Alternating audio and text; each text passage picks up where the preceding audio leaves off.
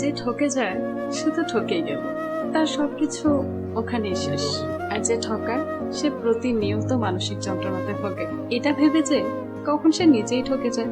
একটা মজার ব্যাপার হলো, ঠকে যাওয়া মানুষের সান্ত্বনা হলো তাকে আর ঠকানোর কেউ নেই, আর যে ঠকালো তাকে কিন্তু ঠকানোর অনেকেই আছে।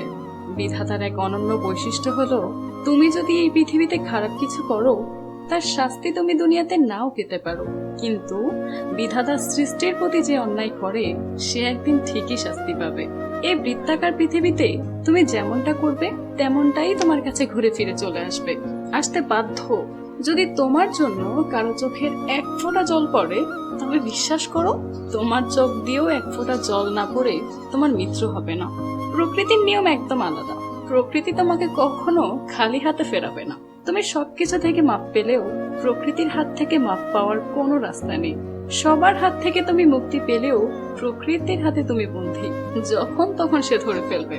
আরেকটা মজার ব্যাপার হলো, যে ঠকায় সে ঠিকই জানে একদিন সেও এমনি করে ঠকে যাবে, আর যে ঠকে যায় সেও ওই দিনটির কথা মনে করবে যখন সে ঠকেছিল।